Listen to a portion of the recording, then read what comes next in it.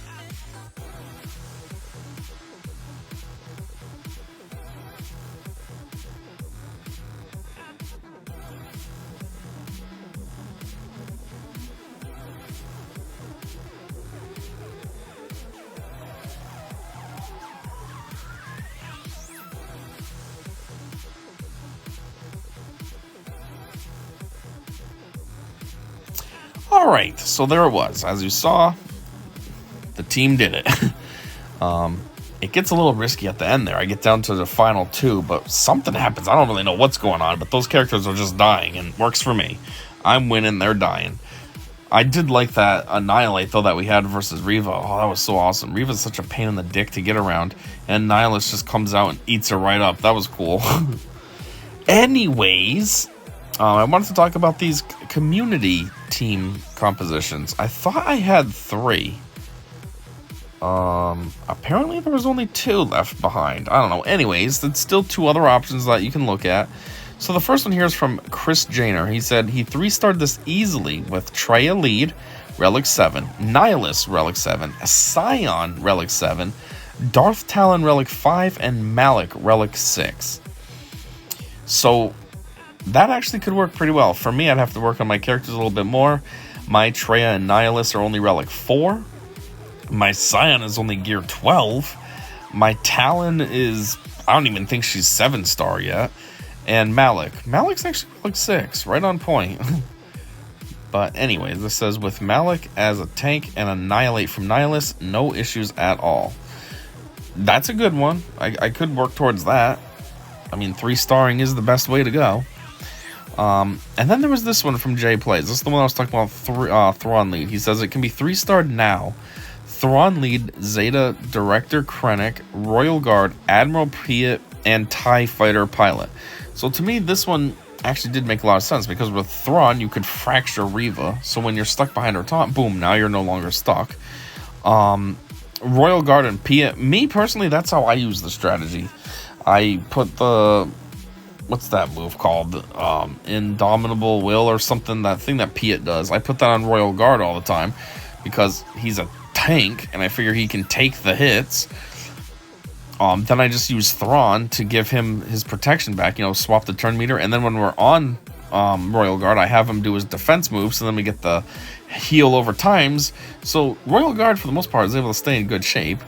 And then TIE Fighter Pilot, I don't really know the strategy there with him or Krennic, because the problem for me is I haven't ever worked on Krennic. I think I have him 7-star, but that's it. I haven't leveled him up or nothing. Actually, or anything, I should say. That's more grammatically correct. Anyways, and TIE Fighter Pilot, I mean, I guess that's a lot of, he can do ability block with his AoE move, right? Is that the right move? I don't even know what AoE stands for. I say it all the time, but it's like attack on area of effect. I don't know. I just mean like a move that hits everybody. Is that AoE? I don't know. But anyways, this guy's strategy says you have to use Thrawn's Fracture on Riva. Yes, that's what I just said. Use Admiral Piet's Emperor's Trap on Royal's Guard. That's exactly what I just said. See, this is why when I was reading this guy's thing, it just made sense to me, because everything I'm saying, he's saying. Now he says Krennic's Basic has Tenacity down on GI. So what's that, Grand Inquisitor? And Riva then stun with Royal Guard on Grand Inquisitor and Riva. And you can use TIE Fighter Pilot to do buff immunity. Oh, is that what it is? Buff immunity, not ability block? I knew it was something, I just couldn't remember what. And there was dots that is part of global modifier that will eventually kill your whole team. You have to cleanse the dots. Yes, I think that's what happened in my favor versus the opposing team. That's where Thrawn's special ability given to the whole team comes in. It cleanses dots and gives turn meter.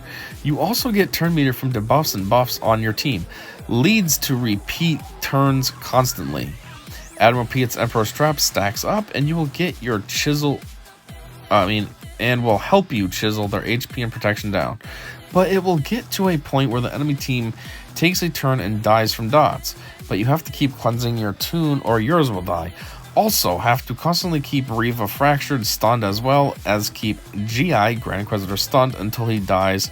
It will usually be 5th Brother and Riva left at the end, and you'll have to kill Riva 3 times to kill her off. That is quite annoying. Now, if this works and you can 3-star it, that's not bad, but I'd much rather have an Annihilate. Better than 1 turn, she's dead. But hey, I'm not talking bad on it. It's a strategy. I mean, this feels pretty thought out. You know what I mean? It seems a lot more thought out than the one that the other guy had. That sounded good, but it's just like, oh yeah, you get the strong tank, you get Nihilus, boom, done. This is more like, okay, this is work, but it works. Anyways, for me, You know, basically everything I said to him. Your strategy makes sense. I was reading through. I'm thinking, yep, yep. That sounds sarcastic, but I don't mean that sarcastically. I just meant it like, yeah, that's what I was thinking. Oh, yeah, yep. Like I said, yeah, Thrawn, that makes sense. Oh, yeah, yep. Do that with the Royal Guard and Piet, yep. But anyways, yeah, so that's 2 other options. I swear I had 3. I don't know where the 3rd one went. The other thing is, it says I have 8 comments, but then there's only 7 here. 1, 2, 3, 4, 5, 6, 7. So maybe the 8th comment, which for some reason is hidden, is the one that is the other team.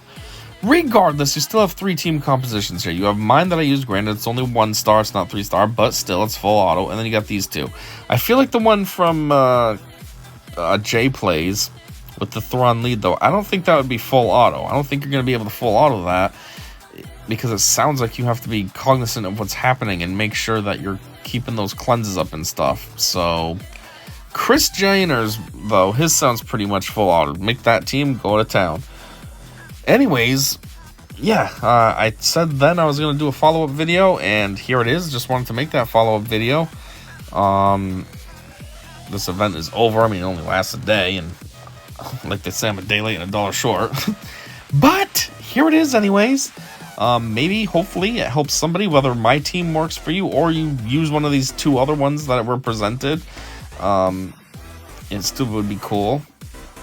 And, yeah, I guess that's all I got. So, thanks for checking this out. And until next time, I said see ya.